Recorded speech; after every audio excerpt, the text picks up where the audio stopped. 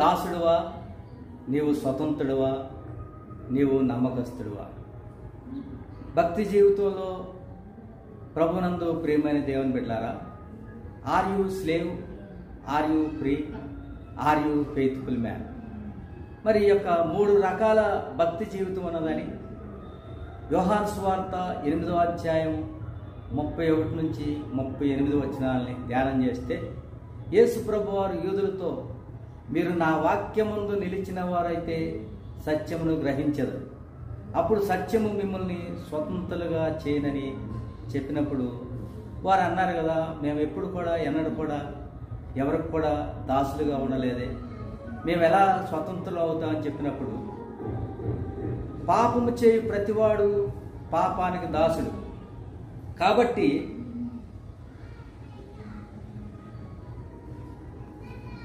దాసుడు ఎల్లప్పుడూ ఇంటిలో నివాసం చేయడు, కుమారుడెల్లప్పుడూ నివాసం చేయను. కుమారుడు మిమ్మల్ని స్వతంత్రులుగా చేసిన మీరు నిజముగా స్వతంత్రులై ఉందరని మీతో చెప్తున్నాను. నా వాక్యమునకు మీకు చోట్లేదు కాబట్టి మీరు ఎల్లప్పుడూ కూడా దాసులే, నన్ను చంపాలని మీరు వెతుకుతున్నారని యేసు ప్రభు వారు ఆ యొక్క యూదులతో చెప్పినట్లుగా చూస్తున్నాం. ప్రభునందు ప్రియమైన దేవుని బిడ్డలారా, దాసులనగా ఎవరు? దాసులనగా ఐగుప్తు దేశంలో మరి ఇశ్రాయేలీలు దాసులుగా మరి 70 మంది వెళ్ళినట్లుగా చూస్తున్నాం. సుమారు 430 సంవత్సరాలు వారు మా యొక్క ఫరో యొక్క హస్త బలం క్రింద ఇనప సంఖ్యలతో వారు బంధించబడ్డారు. ఎంతో శ్రమలు అనుభవించారు. వారి మొర దేవుడి సన్నిధికి చేరింది. మరి అబ్రహాముతో దేవుడు వాగ్దానం చేశాడు, మరి నీ సంతానాన్ని ఆకాశ నక్షత్రాల్లాగా ఇస్కరేణులే నేను విస్తరింపజేస్తానని వాగ్దానం చేసినప్పుడు అబ్రహాం అడిగాడు. అది ఎప్పుడు నెరవేర్చబడుతుందని అడిగినప్పుడు అడగడమే కాదు, దేవునికి అర్పణ అర్పించాడు. 3 ఏళ్ల పెయ్య, 3 ఏళ్ల మేక, 3 ఏళ్ల పొట్టేడు, ఒక తెల్లని గువ్వ, పావురు పిల్ల మరి అర్పించినప్పుడు, వాటిని ఖండించినప్పుడు గ్రద్దలు ప్రత్యక్షమైనవి. ఆ గ్రద్దలు ప్రత్యక్షమైనప్పుడు వాటిని అబ్రహాము తోలివేసి మరి గాఢ నిద్రలోకి వెళ్ళాడు. ఆ గాఢ నిద్రలో భయంకరమైన కటిక చీకటి ఆయన్ని ఆవరించినప్పుడు దేవుడు అగ్నిజ్వాలలో ప్రత్యక్షమై దేవుడు అబ్రహాంతో మాట్లాడాడు. అమోరీల అక్రమం ఇంకా సంపూర్ణం కాలేదు, మరి నువ్వు నీ పితరుల యొద్దకు చేర్చబడతావు. 430 సంవత్సరాలు నీ జనాంగం తమది కాని దేశంలో మరి వారు ఉంటారు. తర్వాత మరి వారు మహాసైన్యమై బయలుదేరి వస్తారని అబ్రహాంతో దేవుడు వాగ్దానం చేశాడు. ఆ ప్రకారంగా 70 మందిగా ఐగుప్తు దేశంలో వెళ్ళారు. వారి యొక్క జనాంగం వారు అబ్రహాం కుమారుడు ఇస్సాక్, ఇస్సాక్ కుమారుడు యాకోబు, యాకోబు యొక్క కుమారుడు 70 మందిగా వారు ఐగుప్తు దేశంలో వెళ్ళారు. గోషేను ప్రాంతంలో వారు ఉన్నప్పుడు మరి యోసేపును ఎరిగినటువంటి ఫరో రాజ్యం వెళ్తున్నప్పుడు వారిని కఠినముగా శిక్షించారు. ఫరో 430 సంవత్సరాలు వారిని బాధించినట్లుగా చూస్తున్నాం. ప్రభునందు ప్రియమైన దేవుని బిడ్డలారా, మరి దాసులనగా దేవునికి దాసులే. వారి యొక్క హృదయం మాత్రం దేవునితో ఉన్నది. వారు మాత్రం మరి యొక్క సంఖ్యల ఫరో యొక్క హస్తబలం క్రింద వారి నలిగిపోయినట్లుగా చూస్తున్నాం. ప్రభువులోకి వచ్చినటువంటి ప్రతి ఒక్కరు కూడా అపరాధముల చేతను, పాపముల చేతను చచ్చిన వారైనటువంటి వారు మరి క్రీస్తుతో కూడా బ్రతికించబడటం అనేది దాసత్వం. వారు దాసులు అనేవాడు విస్తారంగా పనిచేస్తారు. సూర్యోదయం మొదలుకొని వారు మరి మేకలు కానీ గొర్రెలు కానీ మరి యొక్క పొలానికి తోడుకుని పోయి పగలంతా కూడా వారు కష్టపడతారు. రాత్రికాల సమయంలో ఇంటికి వస్తారు. ఇంటికి వచ్చిన తర్వాత తన యజమానునికి కష్టపడతారు. పొలంలో కష్టపడతారు, వారి ఇంట్లో కష్టపడతారు. ఇంట్లో కష్టపడినా సరే వారు చివరికి మరి యజమానుడికి భోజనం వండుతారు. వండిన తర్వాత వారు మరి తినలేరు. యజమాడు భోజనం చేస్తాడు, యజమాడు కుటుంబం భోజనం చేస్తుంది. ఆ తర్వాత మరి దాసుడు తింటాడని. దాసుడు అనగా మీరు పాపానికి దాసులే, దేవునికి దాసులే. కాబట్టి మరి పాపమందు వారు నిల్చున్నారు కాబట్టి మరి అలాంటి సమయంలో ఆ దాసుడు ఏమంటాడంటే, మేము చేయవలసినవన్నీ చేశాం, మేము చేయాల్సినవి చేశాం, మేము నిష్ప్రయోజనమైన దాసులు, వారికి కూలి ఇస్తాడు దేవుడు, వారికి జీతం ఇస్తాడు. వారు చేసినటువంటి పనికి దాసుడు ఎల్లప్పుడూ కూడా యజమానిని అడుక్కుంటూనే ఉంటాడు. కాబట్టి మన జీవితాల్లో దాసత్వం అనే స్థితి నుంచి కుమారుడుగా ప్రమోషన్ అవ్వాలి. ఇశ్రాయేలు ఆ విధంగా దాసత్వం నుంచి మరి మోషే ద్వారా వారు బయటికి వచ్చారు. మరి అరణ్య యాత్రలో కుమారులుగా నమ్మకస్తులుగా వారు కొనసాగారు. అలాంటి సమయంలో వారు దేవుని హస్తాల్లోకి వచ్చారు, విశ్వాసంలోకి వచ్చారు. మరి అలాంటి సమయంలో వారికి విశ్వాసం మరి ఐగుప్తు దేశంలో ఉన్నంతకాలం ఫరో హస్తబలం క్రింద నలగొట్టబడ్డారు, కానీ దాసులుగా ఉన్నారు. కానీ వారి మొర దేవుని సన్నిధికి చేరి వారిని దేవుడు విడిపించాడు. విశ్వాస యాత్రలో 40 సంవత్సరాలు వారు కుమారులుగా నడిచారు, అనగా స్వతంత్రులుగా నడిచారు. మరి వారు స్వతంత్రులుగా నడుస్తున్న సమయంలో వారు దేవుని ఇంటిలో ఉన్నారు కాబట్టి, దేవుడు కుమారులుగా ఉన్నారు కాబట్టి వారికి దాసత్వం అనే కాడి పోయింది. కానీ ప్రభు దేవుడు వారి వెంట మంటతో నడిచాడు, వారి ముందు నడిచాడు. వారి ముందు నడుస్తూ మరి వారికి కావలసినటువంటి ఆహారం, కావలసినటువంటి నీరు, 40 సంవత్సరాలు వారి చెప్పులు మరి తెగలేదు, మరి వారి బట్టలు మాయలేదు. మరి ఈ విధంగా వారికి కావలసినటువంటి మన్నా మరి విస్తారంగా కురిపించాడు. ఎక్కువ కూర్చుకున్న వాడికి తక్కువ కాలేదు, తక్కువ కూర్చుకున్న వాడికి ఎక్కువ కాలేదు. అయితే దాసుడు మరి అడుగుతూ ఉంటాడు, కానీ కుమారుడు మాత్రం దేవుడితో ఉన్నాడు, దేవుని ఇంటిలో ఉన్నాడు. ఆ కుమారుడికి కావాల్సినవన్నీ కూడా దేవుడే ఇస్తూ ఉంటాడు. వారికి మన్నా కావాలంటే, మాంసం కావాలంటే దేవుడు ఇచ్చాడు. పగల అగ్నిస్తంభాన్ని, పగల మేఘస్తంభాన్ని, రాత్రి అగ్నిస్తంభాన్ని దేవుడు వారి పక్షాన ఎన్నో అద్భుతాలు చేశాడు. సముద్రాన్ని చీల్చాడు, ఎర్ర సముద్రాన్ని చీల్చాడు, యోర్దాను నదిని చీల్చాడు. ఎట్టకేలకు యోర్దాను దాటిన తర్వాత గిల్గాల్లోకి వచ్చారు. 40 సంవత్సరాలు వారు కుమారులుగా జీవించారు. మన జీవితంలో కూడా మరి దాసత్వం నుంచి విడిపించబడాలి. దాసత్వం అంటే ఇంకా మరి అపరాధముల చేతను, పాపముల చేతను చచ్చిన వారై ఉండగా క్రీస్తుతో కూడా బ్రతికించను. క్రీస్తులో బ్రతకటమే మరి దాసత్వం.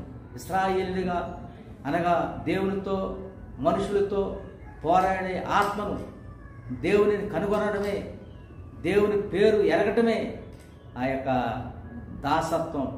గర్భంలో ఉన్నప్పుడు ఇశ్రాయేలు బహుగా పోరాడాడు. మరి ప్రభునందు ప్రియమైన దేవుని బిడ్డలారా, దేవుని యొక్క జీవితం అంతా కూడా, మన జీవితం కూడా శరీరంలో ఉన్నప్పుడు ఏ విధంగా గర్భంలో నుంచి బయటకు వస్తామో, బయటకు వచ్చిన తర్వాత ఎదుగుతామో, పాలు దాగి ఎదుగుతాం, తర్వాత ఆహారం తింటాం, తర్వాత మరి ఎన్నో రకాల జీవితంలో ఎన్నో రకాల స్టేజెస్ ఉన్నాయి. మరి వృద్ధాప్యం అవుతుంది, యవన కాలం వస్తుంది, ఎన్నో రకాలుగా ఏ విధంగా ఎదుగుతారో ఆత్మీయ జీవితంలో కూడా మరి జన్మించిన తర్వాత అక్కడ చూడండి, 1వ యోహాను సువార్త 3వ అధ్యాయం 8వ వచనంలో, ఒకడు క్రొత్తగా జన్మించితేనే కానీ దేవుని రాజ్యాన్ని చూడలేడు. క్రొత్తగా జన్మించడం.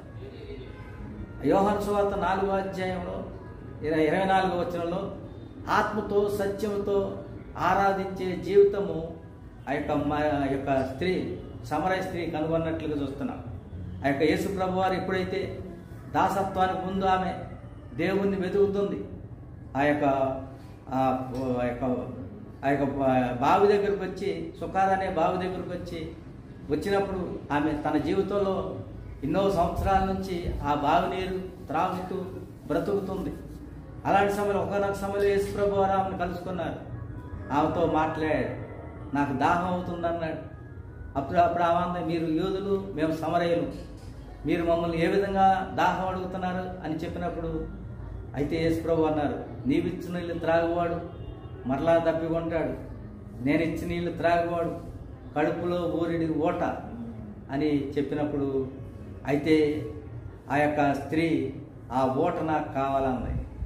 మరి నేను ఇచ్చిన నీళ్ళు త్రాగవాడు ఎన్నడూ తప్పికొనడు, కడుపులో ఊరిడి ఊట ప్రారంభం అవుతుందని దేవుడు ఆమెతో చెప్పినప్పుడు, అది నాకు కావాలి, నేనేం చేయాలని చెప్పినప్పుడు, నీ పెనిమిటిని తీసుకురా అన్నాడు.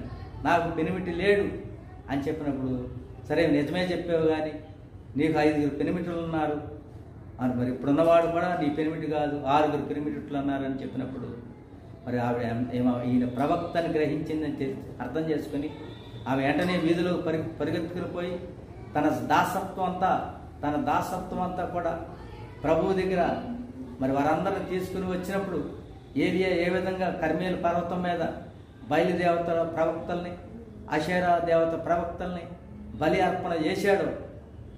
ఈవిడ కూడా ప్రభువు దగ్గరికి తీసుకుని వచ్చినప్పుడు ఆమె ఆత్మతో సత్యముతో ఆరాధించే జీవితము ఆమె పొందుకున్నట్లుగా చూస్తున్నాం. కాబట్టి ప్రభునందు ప్రియమైన దేవుని బిడ్డలారా, ఎఫెసీ 1:2 కూడా మీరు విశ్వాసం ద్వారా దేవుని కృపతో మీరు రక్షించబడ్డారని దేవుని యొక్క వాక్యం సెలవిస్తుంది. అలాగే 1:13 కూడా ఎఫెసీలో మీరు వాగ్దానం చేయబడిన ఆత్మచేత ముద్రించబడ్డారు. మరి ఏ విధంగా వాగ్దానం చేయబడినటువంటి యేసు ప్రభు వారి శిష్యులతో చెప్పాడు యేసు ప్రభు వారు, మీరు వాగ్దానం చేయబడినటువంటి ఆత్మ కొరకు కనిపెట్టండి, అప్పుడు మీరు పరిశుద్ధాత్మ అనే వరాన్ని పొందుతారని చెప్పినప్పుడు, అలాగే మరి ఎఫెసీ సంఘం కూడా 1:13 మీరు సత్యవాక్యమును అనగా మీ యొక్క రక్షణ సువార్తను విని క్రీస్తునందు విశ్వాసం ఉంచి వాగ్దానం చేయబడినటువంటి ఆత్మచేత ముద్రించబడ్డారు. ఎప్పుడైతే ప్రభువులో పెనుగులాడతావో, మరి యాకోబు గర్భంలోనే పెనుగులాడాడు, గర్భంలో 9 నెలలు మరి పెనుగులాడాడు. కాబట్టి పెనుగులాడిన తర్వాత ఆయన మరి బయటకు వచ్చినట్లుగా చూస్తున్నాం. వాగ్దానం చేయబడినటువంటి ఒకడు క్రొత్తగా జన్మించితేనే కానీ దేవుని రాజ్యాన్ని చూడలేడు. దేవుని రాజ్యం చూడాలంటే దేవుని యొక్క సమాధానం, దేవుని యొక్క ఆనందం, దేవుని యొక్క పరిశుద్ధాత్మందల ఆనందం, నీతి, మరి ఆత్మ సంబంధంగా మరి మనం చూడాలంటే క్రొత్తగా జన్మించాలి. నికోదేము అడిగాడు, క్రొత్తగా జన్మించడం అంటే ఏంటి?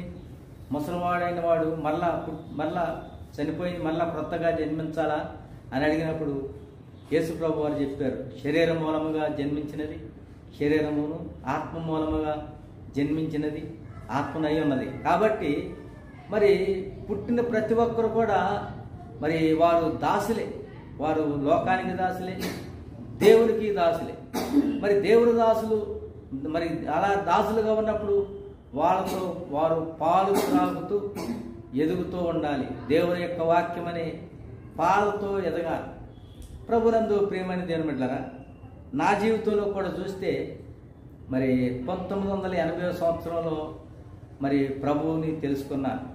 సమరయ స్త్రీ ఏ విధంగా బావి దగ్గరికి వెళ్ళేదో అదే విధంగా మరి బావి దగ్గరికి సుమారు 80 నుంచి 89 వరకు 95 వరకు 15 సంవత్సరాలు నేను దేవుణ్ణి అనుసరించాను. కానీ మరి కొంతకాలం ఎప్పుడైనా మీటింగులు జరిగినప్పుడు మరి దేవుని సన్నిధికి వెళ్ళినప్పుడు చేతులు ఎత్తేవాడు, ప్రభువా నేను నీ కొరకు జీవిస్తా, వాక్యం విని ఆ విధంగా చేతులు ఎత్తేవాళ్ళం. మళ్ళా 3 నెలలకు 30 రోజులకు పడిపోయేవాళ్ళం. ఆ విధంగా 15 సంవత్సరాలు జరిగింది.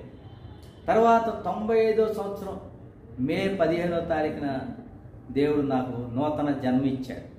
కొత్తగా జన్మించే ఆ జన్మించినటువంటి జీవితం పరిశుద్ధాత్మ అనే వరాన్ని మరి హృదయంలో దేవుడు మరి కుమ్మరించాడు. ఆ సమయంలో నాకు తెలియని ఒక వ్యక్తి నాలోకి వచ్చి ఎన్నో గంటలు ప్రార్థన చేయడం ప్రారంభించాడు. నేను ఓరు మూసుకుని ఉండేవాడిని, ప్రార్థన మాత్రం ఆగేది కాదు. ఎన్ని దినాలైనా సరే మరి అట్లా ప్రార్థన, అలాంటి ఆత్మ మనలో మరి నాలోకి వచ్చినట్లుగా నేను చూశాను. తర్వాత మరి ఆ సమయంలో మరి చూశాను. కానీ కొన్ని సమయాల్లో మరి నా మీద నాకు నమ్మకం ఉండేది కాదు.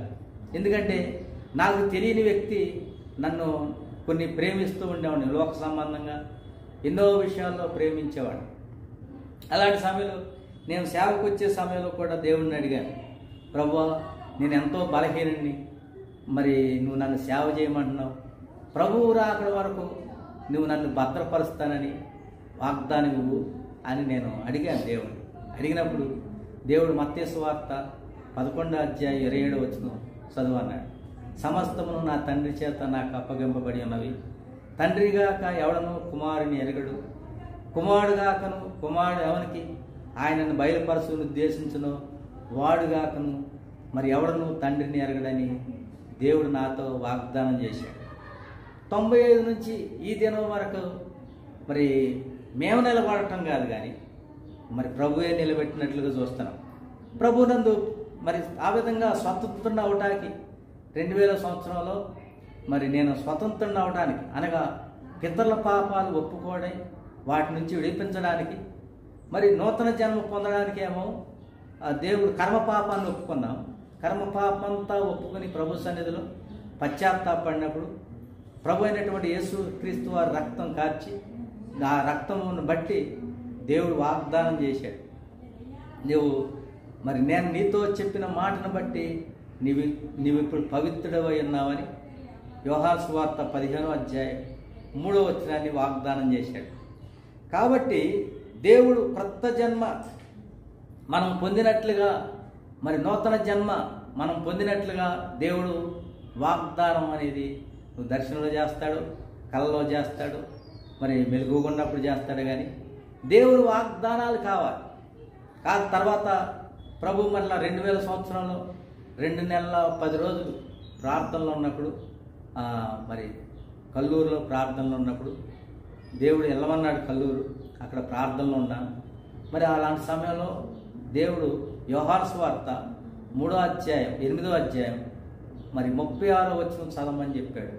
కుమారుడు మిమ్మల్ని స్వతంత్రులుగా చేసిన ఎట్లా మీరు నిజముగా స్వతంత్రులై ఉందని దేవుడు వాగ్దానం చేశాడు. కాబట్టి భక్తి జీవితంలో దాసులు ఉన్నారు, కుమారులు ఉన్నారు. కుమారులు అనగా ఐగుప్తు దేశం నుంచి బయటకు వచ్చినటువంటి వారు స్వతంత్రులు. మరి ఆ యొక్క ఎరుకో దేశానికి వచ్చే వరకు కూడా వారు స్వతంత్రులుగానే ఉన్నారు. ఎరుకో దేశంలో వారు ధర్మశాస్త్రం, మరి అక్కడ రాళ్ళని ఎరుకో యొక్క యోర్దాను నదిలో ఉన్న రాళ్ళన్నీ తీసుకుని వచ్చి మరి ఒక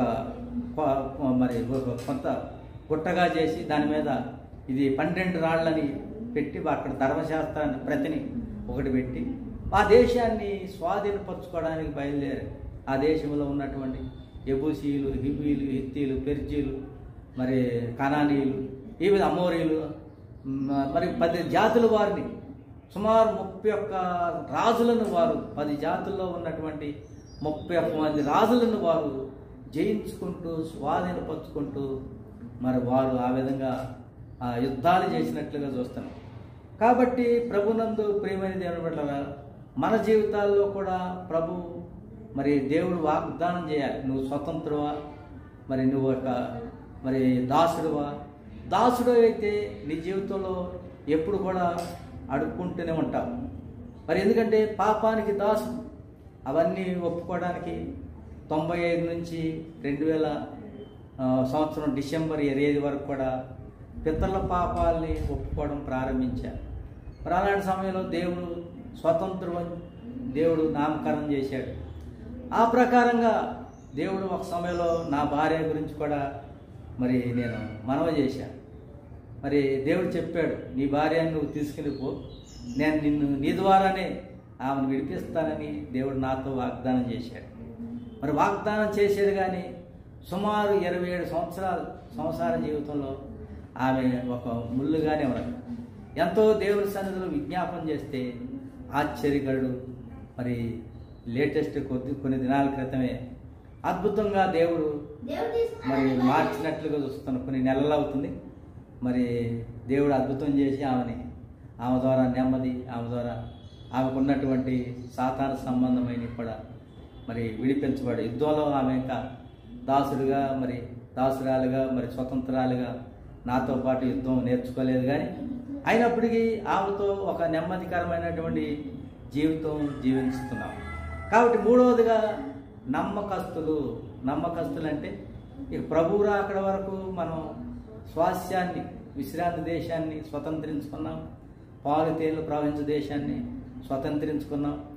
తర్వాత మరి దేవుని రాజ్యాన్ని చూసి, దేవుని రాజ్యంలో ఉన్నటువంటి నీతి, సమాధానం, పరిశుద్ధాత్మ యందలి ఆనందం ఈ భూమి మీదనే, పరలోక రాజ్యంలో కంటే పరలోక రాజ్యంలో అనుభవిస్తాం. మరి దేవుని రాజ్యం భూమి మీదకి దిగి వచ్చింది కాబట్టి ఈ భూమి మీదనే అనుభవించడానికి దేవుడు మనల్ని నిలబెట్టాడు. కాబట్టి దాసత్వం నుంచి విడిపించబడడానికి దేవుడు వాగ్దానం చేయాలి. స్వతంత్రులుగా చేసినందుకు వాగ్దానం చేయాలి. ఒకనొక సమయంలో నా బాల్యకాలం ముందే 10 సంవత్సరాలు 12 సంవత్సరాల సమయంలోనే నేను ఏకాంత ప్రార్థనలో ఉన్నప్పుడు ఒక స్వరం, ఆ యొక్క ఏకాంతంలో పండుకున్నప్పుడు దేవుడు మాట్లాడాడు. మరణము వరకు నమ్మకంగా ఉండము, నేను నీకు జీవ కిరీటం ఇచ్చేదను. మరి 3వ అనుభవం, మరి మరణం వరకు నమ్మకంగా ఉండాలి. మరి 24 సంవత్సరాల నుంచి మనకు తెలియకుండా దేవుడు మరి ప్రత్యేకంగా మరి స్టేట్మెంట్ ఇవ్వలేదు, కానీ నమ్మకస్తుడు అని ఇంకా మరి దృఢీ చేయలేదు. కానీ మరి స్వతంత్రం అంటే దేవుని ఇంట్లో ఉంటాం, దేవుణ్ణి కూడా ఏం అడగలేము. ఆయనే మనకు కావలసినవన్నీ కూడా మన పిల్లలకి ఏ విధంగా, మన ఇంట్లో ఉన్నటువంటి పిల్లలకి ఏది కావాలో మనం అడగకుండానే దేవుడు ఇస్తూ ఉంటాడు. నా జీవితంలో మరి తల్లిని కానీ ఎవరిని కూడా నాకు అడగడం తెలియదు. బాల్యం నుంచి కూడా మరి దేవుని మీద, దేవుని అడుగుజాడలో ఉన్నప్పుడు దేవుడే సమస్తం సమకూర్చే దేవుడు. మరి అడిగేవాళ్ళు దాసులు అడగకుండా. ఒకసారి ఒరిస్సాలో ఇదే ప్రసంగం చేసినప్పుడు వాళ్ళు అన్నారు, అంతకుముందు నెలకు ఒక 1000 రూపాయలు ఇవ్వాలని వారందరూ మరి మీటింగ్ పెట్టారు. 30 మంది కూర్చుకున్నారు, 30 మంది కూడుకున్నారు. 30,000 ఇవ్వమని చెప్పినప్పుడు ఇదే ప్రసంగం చేశారు. దాసులైతే అడుక్కుంటారు, స్వతంత్రులైతే అడగరు. దేవుడితో సహవాసం. మరి దాసులకి అపోస్తుల బోధ యందును, సహవాసం అందును, రొట్టె విరచట యందును, ప్రార్థన చేయటి యందును ఎడతెగకున్నారు. దాసులంటే మరి దాసత్వం నుంచి విడిపించబడాలంటే, స్వతంత్రులు అవ్వాలంటే మరి అపోస్తుల బోధ, సహవాసం, మరి ప్రార్థన, రొట్టె విరచడం. రొట్టె విరచడం అంటే ఏంటి? రొట్టె విరచడం అంటే రొట్టె అనగా మరి జీవాహారం, దేవుని యొక్క జీవాహారం అనగా పాత నిబంధన, వృత్త నిబంధన రక్తాన్ని తాగాలి. ఆ యొక్క రొట్టె, ఇది నా శరీరం తిని నా రక్తం త్రాగువాడి నిత్య జీవం కలిగిన వాడు. శరీరం అంటే ఏంటి? పరలోకం నుండి దిగి వచ్చిన జీవాహారం నేనే. నన్ను తినివాడు ఎల్లప్పుడూ జీవించును. ఆ యొక్క మరి జీవాహారం, పాత నిబంధన, కొత్త నిబంధన, ఆయన రక్తం త్రాగి మన పాపాల్ని కడిగి వేసుకున్నప్పుడు మరి మన జీవితాల్లో ఆయా రక్తం ద్వారా కడిగి వేసుకోవాలి. నీటి ద్వారా, రక్తం ద్వారా కడిగి వేసుకున్నప్పుడేమో దాసులు. మరి దేవుని యొక్క వాక్యం అనే నీటి ద్వారా ఉతక స్నానం చేసినప్పుడేమో స్వతంత్రులు అనగా కుమారులు. మన జీవితాల్లో రక్తం ద్వారా మన పాపాలన్నీ కూడా ఉతుకుని కడిగి వేసుకోవాలి. అప్పుడు దాసులు అవుతాం. తర్వాత మన వాక్యము ద్వారా, దేవుని యొక్క వాక్యాన్ని చదువుడు ద్వారా మనలో ఉన్నటువంటి ఆ పాపాన్ని గ్రహించడం ద్వారా మరి ఆ వాక్యం మిమ్మల్ని స్వతంత్రులుగా చేస్తాడు. ఎఫెసీ రాసిన పత్రికలో వాక్యం అనే ఉదక స్నానం చేయాలి. ప్రతి అవయవాన్ని, ప్రతి ఒక్క పాపాన్ని, ప్రతి ఒక్క అక్రమాన్ని. మరి ఏ విధంగా అబ్రహాము ఏ విధంగా బలి అర్పణ చేశాడో ఆ విధంగా అర్పణ చేసినప్పుడు మరి మన జీవితాల్లో వాక్యము స్వతంత్రులుగా చేస్తుందని దేవుని యొక్క వాక్యం చదివిస్తుంది. అలాగే నమ్మకస్తులు అవ్వాలంటే మరి వారు నమ్మకస్తులకు మాత్రమే దేవుడు ఇశ్రాయేలుకి స్వాస్థ్యాలు ఇస్తున్నాడు. వారు ఇంతవరకు వారు అలాంటి స్థితిలోకి రాలేదు. వారు ఇప్పటి వరకు కూడా స్వతంత్రులు అవటానికి, మరి అలాగే ఇప్పటి వరకు కూడా నమ్మకస్తులు అవటానికి వారు పోరాడుతున్నారు. ఐగుప్తులో పోరాడారు, అరణ్యయాత్రలో పోరాడారు, పాలు తేళ్లు ప్రవహించే దేశాల్లో వారు పోరాడుతున్నారు. ఇప్పటి వరకు కూడా పోరాడుతున్నారు. మన జీవితాల్లో కూడా పాలు త్రాగే అనుభవం నుంచి, ఆహారం తినే అనుభవం నుంచి, జుంటే తేనె దారులు, మరి అలాంటి గొప్ప అనుభవం వరకు కూడా మన జీవితం అంతా కూడా ప్రభు వచ్చే వరకు కూడా మన జీవితాల్లో పోరాడుతూనే ఉండాలి. మరి ఆయన దృష్టికి నమ్మకస్తులు అవ్వాలంటే మరి ప్రభువే, నేను అనుకుంటాను దాసుడు అంటే 95లో అయ్యింది, 95 సంవత్సరంలో. స్వతంత్రుడంటే 2000 సంవత్సరం డిసెంబర్ 25న స్వతంత్రుడిగా దేవుడు నన్ను ప్రకటించాడు. మరి నమ్మకస్తుడిగా ఇంకా ప్రకటించడం అంటే జరగలేదు. మరి ఎప్పుడు నమ్మకస్తులు అవుతామంటే ఆయన చెప్పిన మాట. ఇంట్లో 2 కుమారులు ఉన్నారనుకోండి, తండ్రి 2 కుమారులకు పని చెప్పాడు, ఒక కుమారుడికి పని చెప్పాడు, చేసి వస్తానని చెప్పాడు. ఆ పని చేసి వస్తానన్నాడు కానీ ఆ పని చేయలేదు. 2వ కుమారుడు చేయనని చెప్పాడు, చేయనని చెప్పాడు కానీ మరి ఆ పని చేసి వచ్చాడు. వీరిద్దరిలో ఎవరు నమ్మకస్తులంటే చేయదని చెప్పి చేసిన వారే నమ్మకస్తులు. వారికి దేవుడు గిఫ్ట్లు ఇస్తాడు, బహుమానం ఇస్తాడు, కిరీటాలు ఇస్తాడు. కాబట్టి మన జీవితాల్లో కూడా ఎవరైతే దేవుడు చెప్పింది చేస్తారో, మన స్వచిత్తాన్ని చంపుకొని దేవుడి చిత్తాన్ని కనుక మన జీవితంలో అంతవరకు సహించిన వాడే అలాంటి కృపాభాగ్యాలు పొందుతాడు. మధ్యలో మరి వదిలేస్తే పొందలేరు. కానీ దాసుడుగా దేవుడు వాగ్దానం చేశాడు, పవిత్రుడివి, యేసు రక్తంతో కడుక్కున్న తర్వాత 1 యోహాను పత్రిక 1వ అధ్యాయం 7వ వచనంలో ఆయన కుమారుడైనటువంటి యేసు రక్తము ప్రతి పాపం నుండి కడిగి పవిత్రులుగా చేస్తాడు. పవిత్రులుగా చేయబడిన తర్వాత మన ఆయన జీవితంలో మనమంతా కూడా మరి పవిత్రులుగా చేస్తాడు. తర్వాత మరి ఆయన వాక్యంలో స్వతంత్రులు అవుతాం. తర్వాత ఆయన యొక్క ఆత్మ, దేవుని యొక్క ఆత్మ చేత మన క్రియలను, మన శరీర కార్యాలను చంపినీడల, ఆత్మ చేత శరీర కార్యాలను చంపినీడల జీవిస్తూ ఉంటాం. అప్పుడు దేవుడు ఆయన యొక్క రాజ్యంలో మనకు వాగ్దానం చేస్తాడు. ఏమని వాగ్దానం చేస్తాడంటే, బలా నమ్మకమైన మంచి దాసుడా, నువ్వు నీ జీవితంలో నమ్మకంగా ఉన్నావు, అనేక విషయాల మీద నేను నిన్ను నమ్మకస్తుడిగా పరలోక రాజ్యంలో బహుమానాలు ఇస్తాడు. కాబట్టి నమ్మకమైన వానికి ఒకనొక సమయంలో ఏకాంత ప్రార్థన చేస్తున్నప్పుడు, నాకు అప్పుడు బైబిల్ తెలియదు, బైబిల్ తెలియనప్పుడు ప్రార్థన చేస్తున్నప్పుడు అట్లా ప్రార్థన చేస్తానున్నాను, ఒక స్వరం ఫ్లోయింగ్ అవుతుంది. నమ్మకమైన వానికి దేవునిలు మెండుగా కలుగును, సామెతలు 28వ అధ్యాయం ఉంది చూడని దేవుడు మాట్లాడు. అసలు 28వ అధ్యాయం ఉందా లేదా అని ఒక గంట సేపు నడుచుకుంటూ ఇంటికి వచ్చి చూస్తే సామెత అధ్యాయం 28వ అధ్యాయం 20వ వచనంలో చూసేసరికి నాకు చెప్పశక్యముగా అనేటువంటి ఆనందం పొందాం. కాబట్టి ప్రభునందు ప్రియమైన దేవుని బిడ్డలారా, ఈ భూమి మీద మనం మరి దాసులమా, నమ్మకస్తులమా, మరి స్వతంత్రమా, నమ్మకస్తులమా, అది ఎవరు చెప్పాలంటే దేవుడు మనకి చెప్పాలి. దేవుడే మనం ఎవరో మన జీవితంలో 24 సంవత్సరాల నుంచి ఇప్పుడు కూడా మరి దేవుడు చెప్పిందే చేయటమే. దేవుడు వెళ్ళమంటే అలా, వెళ్ళొద్దంటే ఆగిపోవాలి. అదే నమ్మకస్తులు.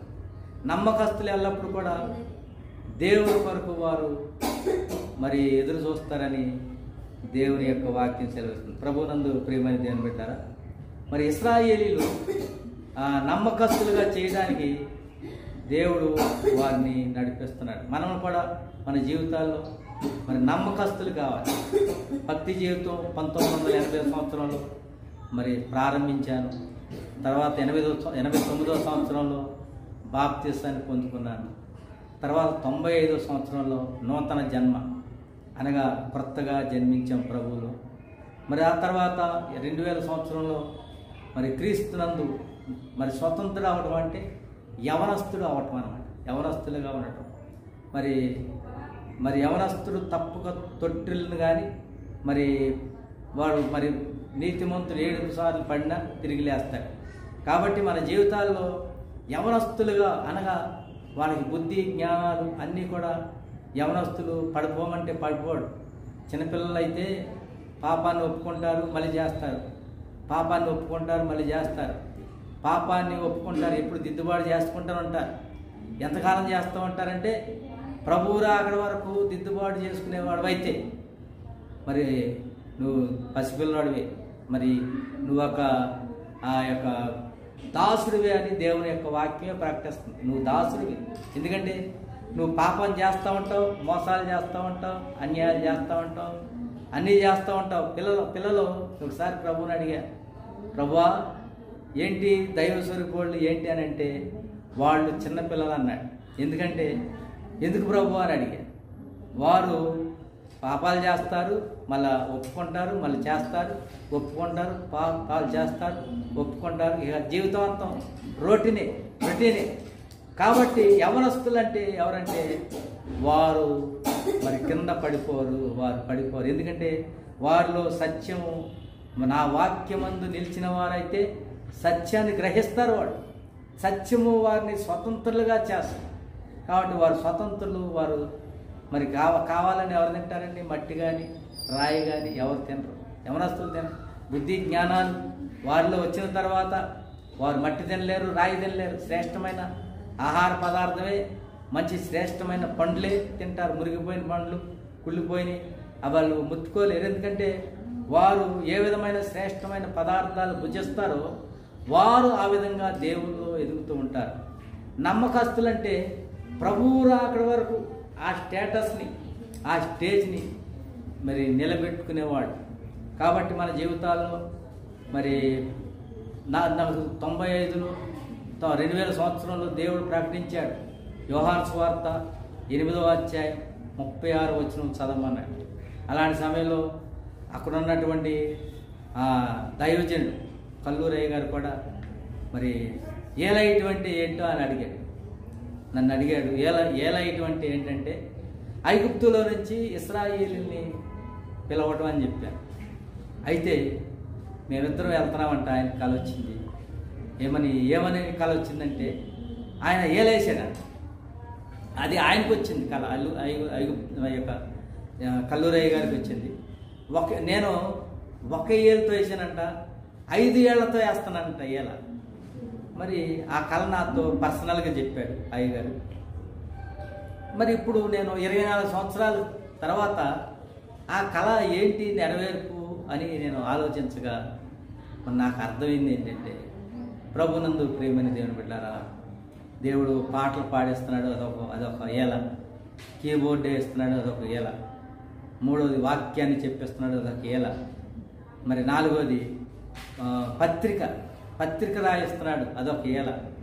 5వదిగా ప్రార్థన చేయిస్తున్నాడు. దైవస్వరూపి వాళ్ళు ఏ విధంగా మరి సాయంత్రం రాత్రి 9-10 నుంచి 2 గంటల వరకు 3 గంటల వరకు చేస్తారు.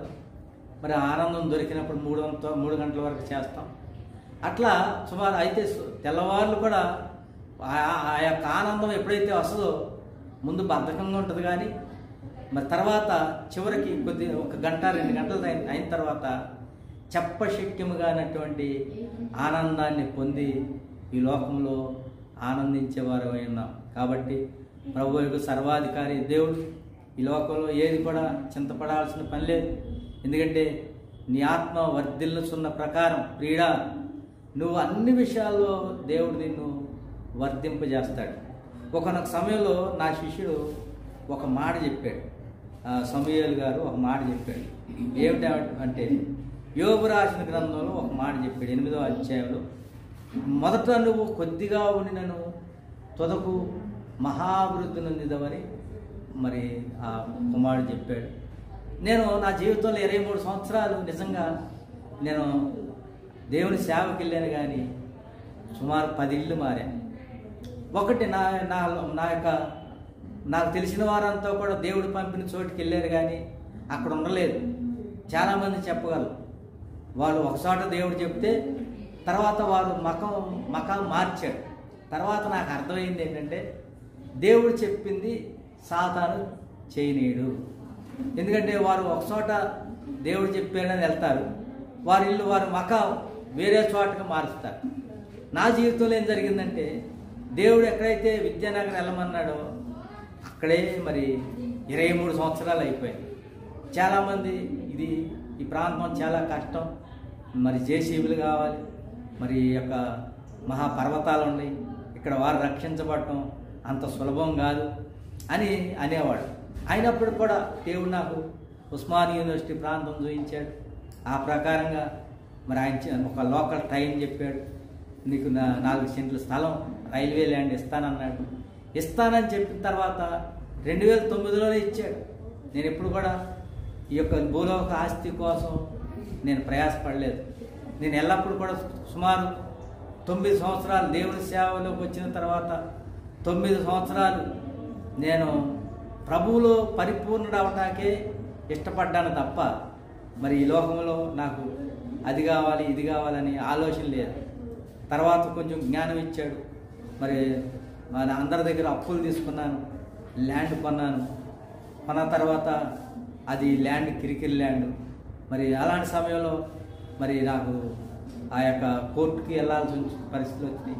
ఆ ల్యాండ్ని స్వతంత్రించుకోవడానికి సుమారు 7 సంవత్సరాలు మరి ఇంజక్షన్ ఆర్డర్ తెచ్చుకోవడం ద్వారా ఆ ల్యాండ్ని దేవుడు ఇచ్చాడు. ఒక ల్యాండ్ ఇచ్చాడు. మరి 15 సంవత్సరాల నుంచి కూడా ఇంకో ల్యాండ్ విషయంలో పోరాటం జరుగుతూనే ఉంది. అది దేవుడే ఆ మార్గానికి క్లియర్ చేయాలి. మరి కాబట్టి ప్రభువులో మరి ఆశీర్వాదం ఏంటంటే నువ్వు దాసుడువా, స్వతంత్రుడు అవటానికి ప్రయాసపడు. స్వతంత్రుడువా, దేవుని దృష్టిలో నమ్మకస్తుడు అవటానికి ప్రయాసపడు. నీ ఆత్మ ఏ విధంగా వర్ధిల్లుతుందో నీ విషయంలో దేవుడు అన్ని రకాలుగా నిన్ను వర్ధిల్లపు చేస్తాడు. దేవుడు చాలా మంచివాడు. దేవుడికి అసాధ్యమైనది ఏది లేదు. ఆయన సర్వశక్తి కలిగిన దేవుడు. దేవుడు అద్భుతాలు జరగాలంటే, దేవుడు ఆశ్చర్యకార్యాలు జరగాలంటే నువ్వు బేసిక్గా నువ్వు ఉంచాల్సినటువంటి స్థితి ఏంటంటే మరి హూ ఐయామ్ అని చూసుకోవాలి. మరి 80లో రక్షించబడి 89లో బాప్తిసం, 95లో మరి క్రొత్తగా జన్మించాం.